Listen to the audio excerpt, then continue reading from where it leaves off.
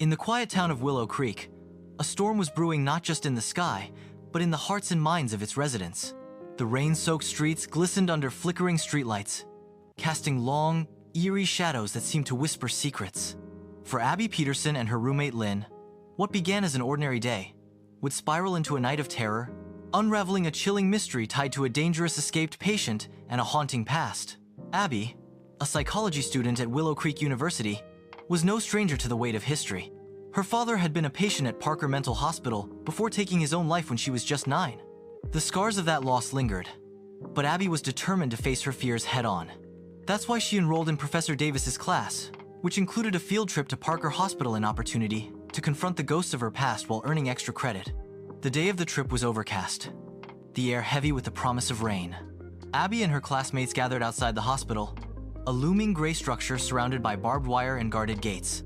Officer Ramos, a burly man with a no-nonsense demeanor, handed out name tags and warned the group to follow protocol strictly. No eye contact with patients, he emphasized, his voice firm. Some of them are unpredictable. Inside, the hospital's sterile halls echoed with distant murmurs and the occasional clank of metal doors. Abby felt a knot tighten in her stomach as they passed locked wards, each labeled with cryptic codes. Code Blue. Code Orange. Professor Davis explained how patients were diagnosed and separated based on their conditions, but Abby's mind wandered to her father. Had he walked these halls? Had he felt as trapped as she did now? The tour took a chaotic turn when a Code Orange was called a high-risk patient was being transported. The group was ordered to face the wall and avoid eye contact. But Abby, caught in a moment of curiosity or defiance, glanced over her shoulder. A man with wild eyes and a gaunt face lunged toward her, his restraints barely holding him back. "You're mine!" he hissed before guards subdued him. Abby's heart pounded as Professor Davis rushed to her side, concern etched on his face. "Are you okay?" he asked. She nodded, shaken but resolute. "I'm fine." Back at home, Abby confided in Lynn about the incident. Their house, inherited from Abby's grandmother, sat uncomfortably close to Parker Hospital, a fact Lynn often teased her about. "Living next to the nut house? You're braver than me," Lynn said, tossing her blonde hair. But Abby bristled at the word crazy. "Not all the patients are like that," she countered. "My dad wasn't." Lynn's expression softened. "I didn't mean it like that, Abby. I'm sorry." The moment was interrupted by a knock at the door. It was Officer Carter, a young cop with a disarming smile, holding a newspaper Abby had dropped outside. "Storm's coming," he said, glancing at the darkening sky. "Stay safe." As he left, he mentioned their neighbor, Mrs. Anderson, reporting a stranger lurking near their window. Lynn rolled her eyes. "She's just lonely." But Abby felt a chill that had nothing to do with the weather. That evening, as thunder rumbled and rain lashed the windows, Abby and Lynn tried to focus on studying for finals. Their friend Renee was supposed to join them, but texted that she was heading to a tailgate party with her boyfriend, Kyle. "Typical Renee," Lynn laughed, but Abby couldn't shake a growing unease. The power flickered, and the house creaked under the storm's assault. Then, a strange noisy thud from the backyard sent them scrambling for flashlights. "It's probably nothing," Lynn said, but her voice wavered. They ventured outside to check the circuit breaker, the rain soaking them to the bone. As Abby flipped the switch, a shadow moved in the corner of her eye. "Did you see that?" she whispered. Lynn grabbed her arm. "Let's get back inside." Back in the house, they found a voicemail from Renee, her voice muffled and frantic. "I'm close," she said, but the message cut off abruptly. Moments later, a text arrived. "I'm outside." Abby and Lynn rushed to the door, expecting their friend, but instead found Professor Davis drenched and holding Abby's missing textbook.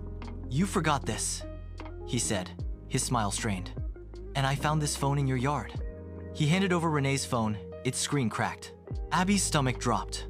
"Renee texted us from outside just now," she said. Davis's expression darkened. "That's impossible. I just found it on the grass." He hesitated before adding, "There's something else. A patient escaped from Parker tonight. His name's Harmon Jackson. The police are looking for him, but stay inside and lock your doors." As Davis left, Abby and Lynn exchanged panicked glances. Harmon Jackson, man who'd attacked her at the hospital. Carter called soon after, confirming the escape and promising extra patrols. "Don't worry," he said, but his voice carried an edge. Abby clutched the stun gun he'd given her earlier, its weight both comforting and terrifying. The night grew darker, the storm unrelenting. Abby and Lynn huddled in the living room, jumping at every creak. Then, a loud crash came from the window. "Someone's out there," Abby whispered, peering through the blinds. A figure moved in the shadows, too obscured by rain to identify. Lynn grabbed her phone, dialing Carter, but the line went dead. "My battery's dying," she cursed. Desperate, they decided to check on Deputy Tyler, the officer Carter had stationed outside. The street was pitch black, the power outage swallowing the neighborhood. They crept to his squad car, but it was empty. "Where is he?" Lynn hissed. A rustling in the bushes sent them sprinting back to the house, locking the door behind them. Inside, the air felt thick with dread. Abby's mind raced. Harmon was out there, and Renee was missing. Had he found her? Had he been watching them all along? Another noise, this time from the storage room. "I left the window open," Abby realized, cursing herself. She grabbed a flashlight and headed to close it, Lynn trailing behind. As she reached the window, the door slammed shut, trapping her inside. "Lynn!" she screamed, pounding on the door. It wouldn't budge. On the other side, Lynn clawed at the handle, but it was strip broken from years of neglect. "Hold on, I'll get help," she shouted, running to the front door. But as she stepped outside, a figure emerged from the darkness. It wasn't Carter or Tyler, it was Harmon, his eyes gleaming with malice. Lynn screamed, but the storm swallowed her voice. Back in the storage room, Abby fumbled with the stun gun, her hands trembling. She heard footsteps approaching, slow and deliberate. The door creaked open, and a silhouette filled the frame. "Abby," a voice whispered, chillingly familiar. It wasn't Harmon, it was Carter. Relief flooded her, but it was short-lived. Carter's expression was wrong too, calm, too cold. "You're safe now," he said, but his hand tightened around a flashlight, its battery missing. Abby's mind flashed to Mrs. Anderson's death. Carter had been there, claiming she'd had a heart attack, and Renee's phone, he'd been the one to find it. "Where's Lynn?" Abby demanded, backing away. Carter's smile faltered. "She's fine, but you need to come with me." He stepped closer, and Abby saw the truth in his eyes, darkness that mirrored Harmon's. Her heart sank as she realized Carter wasn't here to save her. He was Harmon's brother. Across town, Detective Jensen was piecing together the same puzzle. At Parker Hospital, a patient had tipped him off about Harmon's visitora man in a uniform. Jensen's gut told him it was Carter.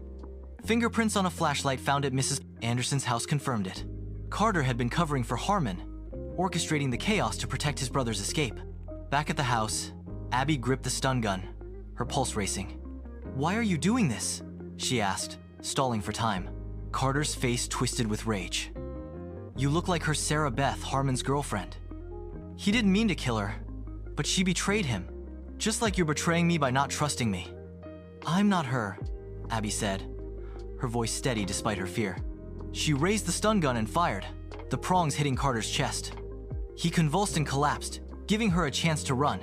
She stumbled through the house, searching for Lynn. In the living room, she found her friend's body, lifeless and pale. A sob tore from Abby's throat, but there was no time to grieve. Harmon was still out there, and Carter wouldn't stay down long. Outside, Jensen and his partner, Pars, arrived, drawn by a call about a disturbance. They found Deputy Tyler's squad car, its driver's side smeared with blood. Inside the house, they heard Abby scream. Jensen kicked down the door, gun drawn, just as Harmon lunged at Abby from the shadows. "Freeze!" Jensen shouted, firing a warning shot. Harmon froze, his eyes darting between Abby and the detective. Carter staggered in, handcuffs dangling from one wrist. "She's mine!" he snarled, but Jensen was faster, tackling him to the ground. Pars restrained Harmon, who laughed at a chilling, unhinged sound that echoed through the house. As the police secured the scene, Abby sat outside, wrapped in a blanket, the rain finally easing. Jensen approached her. "You're safe now," he said, and this time, she believed it. But the weight of Lynn's loss and the betrayal of someone she trusted crushed her. In the days that followed, Willow Creek tried to heal. Harmon and Carter were charged with multiple murders, their twisted bond exposed. Abby returned to school, determined to honor Lynn's memory by pursuing her degree. The storm had passed, but its shadows lingered. A reminder that sometimes, the most dangerous threats hide in plain sight. As Abby walked past Parker Hospital one last time, she whispered, "I'm moving on, Dad." The wind carried her words away, and for the first time in years, she felt a flicker of peace.